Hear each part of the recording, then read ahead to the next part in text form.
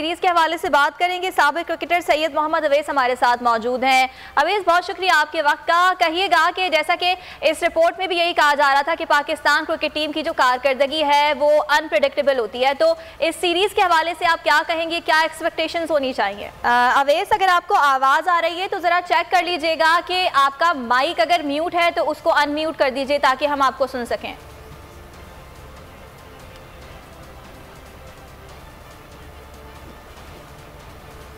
अवैस, आपकी आवाज़ आ रही है, आप जवाब दीजिएगा। ऐसे है कि आपको पता है कि कहीं भी महाज पर खेल रहे हो, आपको पता है अनप्रेडिक्टेबिलिटी तो हमारे साथ हमेशा मौजूद रही है, चाहे वर्ल्ड कप हो चाहे नॉर्मल सीरीज क्यों ना हो।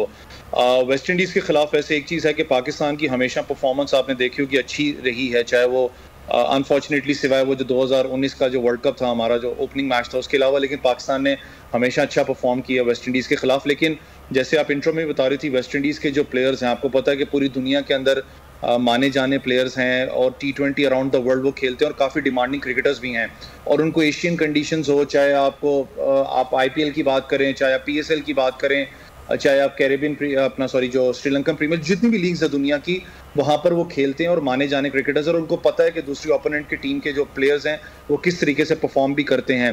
पाकिस्तान का रहा सवाल, आपको पता है कि अगर आप वेस्ट इंडीज़ की बैटिंग ऑर्डर की इस वक्त आप बात करें तो ये गलत नहीं होगा कहना कि अराउंड 8 से 9 लड़के उनके ऐसे हैं जो कि कभी भी किसी टाइम पर मैच का पासा जो उनसे पलट सकते हैं, और खास करके ऑलराउंडर्स जाने जाते हैं पूरी दुनिया के अंदर, चाहे वो क्रिस गेल से स्टार्ट करें, आप केविन पोलार्ड की आपने बात की, ड्वेन ब्रॉवो की आपने बात की, उसके बाद लेविस हैं, तो काफ़ी स्ट्रॉन्ग बैटिंग लाइनअप आपको नज़र आती है जो कि पाकिस्तान के बॉलर्स को जिस पे काम करने की ज़रूरत भी है।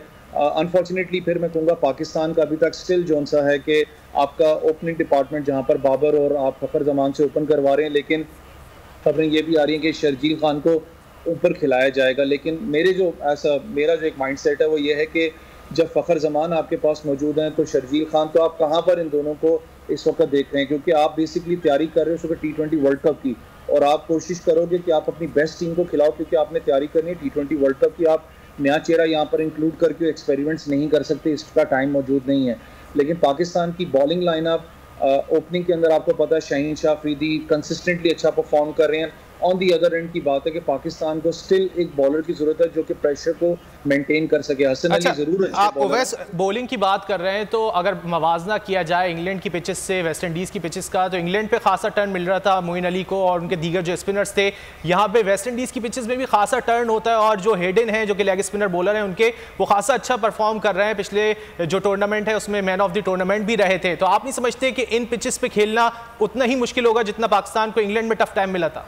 देखिए, अपना वैसे तो वेस्ट इंडीज़ की पिचेस ज़्यादातर अपना स्लो हैं, लेकिन आपको पता है क्योंकि आजकल जो मॉडर्न डे क्रिकेट है उसके अंदर ज़्यादातर फ्लैट विकेट्स हैं जहां पर हाई स्कोरिंग गेम्स होते हैं। बारबाडोस वैसे भी जानी जाती है पेस के लिए और बाउंस के लिए, लेकिन इट्स अप्रोच बैटिंग मैं कहूँगा, क्योंकि आप हमेशा बारबाडोस में देखें तो हाई स्कोरिंग गेम्स हुए हैं, चाहे कैरेबियन प्रीमियर लीग में भी देखें। तो पाकिस्तान के पास में स्टिल, जैसे मैंने आपको बताया ना कि वेस्ट इंडीज़ की बैटिंग लाइनअप बहुत स्ट्रॉन्ग है, तो पाकिस्तान के बॉलर्स को यहाँ पर जो स्पिन की आपने बात की, देखें अनफॉर्चुनेटली शादाब खान आपके पास है, आप उनको ऑलराउंडर पोजीशन पे बेसिकली तस्वर करते हो पाकिस्तान टीम के लिए, लेकिन स्पिन के अंदर वो परफॉर्म नहीं कर पाए। उस्मान कादिर आपके साथ लड़का है, कंसिस्टेंटली आपके साथ ट्रैवल कर रहा है, लेकिन आप उसको टाइम मौका दे ही नहीं रहे हो। जो आप बेसिकली चाह रहे हो शादाब खान से, वो परफॉर्मेंस आपको नजर नहीं आ रही। तो शादाब खान पे आज बड़ा रिलाई करेगा कि वो कैसे कम बैक करते हैं, क्योंकि जैसे मैंने आपको बताया आपके पास टाइम नहीं है, आपको T20 वर्ल्ड कप की तैयारी करनी है, और ये बेस्ट चांस है पाकिस्तान के पास कि अपनी बेस्ट प्लेइंग 11 वो T20 वर्ल्ड कप के लिए तैयार करें।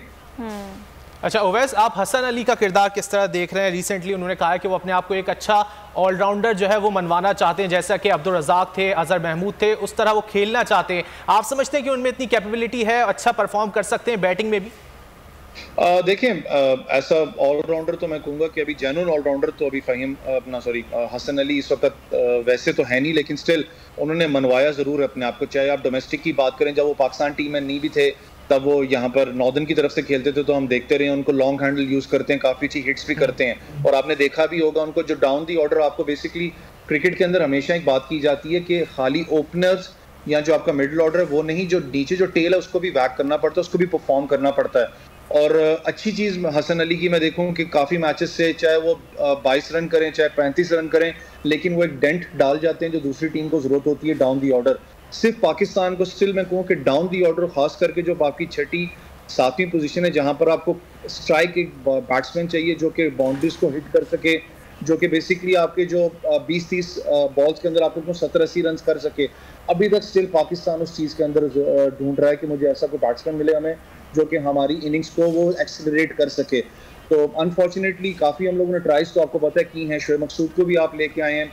शोएब मकसूद आपको पता है कि परफॉर्म नहीं कर पाए जैसे PSL में कर रहे थे, लेकिन still it was a TUF series. सही, बिल्कुल ओवैस, जैसा कि आप ओपनिंग प्लेयर और इसके अलावा आप लोअर ऑर्डर की तो बात कर रहे हैं, लेकिन मिडिल ऑर्डर के हवाले से मिसबाहुल हक ने भी अपनी प्रेस कॉन्फ्रेंस में कहा था कि मिडिल ऑर्डर उस तरह परफॉर्म नहीं कर रहा, लेकिन फहीम अशरफ को हम बार बार मौका देते हैं मिडिल ऑर्डर के अंदर और वो खातिर खौ कारकर्दगी नहीं दिखा पाते। क्या वजह है, क्या समझते हैं आप कि फहीम अशरफ को इतना चांस दिया जा रहा है, दूसरे खिलाड़ी को नहीं देना चाहिए?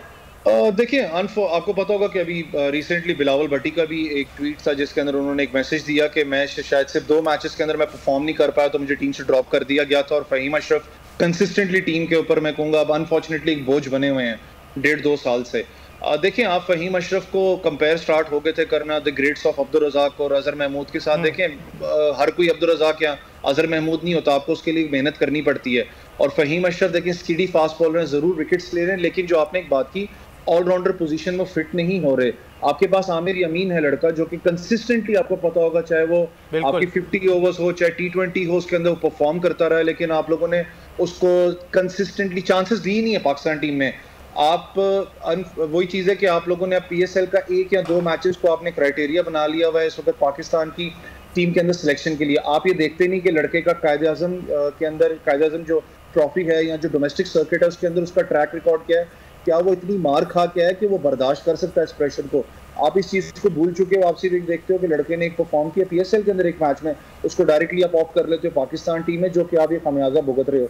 इफ्तिखार की आप बात करें, अब जाके वो अच्छा परफॉर्म करने लग पड़े हैं, लेकिन स्टिल वही चीज़ है कि मिडिल ऑर्डर के अंदर आपको, मेरे से शायद बहुत से लोग इससे डिसएग्री भी करते हैं, लेकिन सिलेक्शन पर सवालिया निशान है। और आपने इस हवाले से हमसे गुफ्तगू की। सैयद मोहम्मद उवैस, बहुत शुक्रिया आपके वक्त का।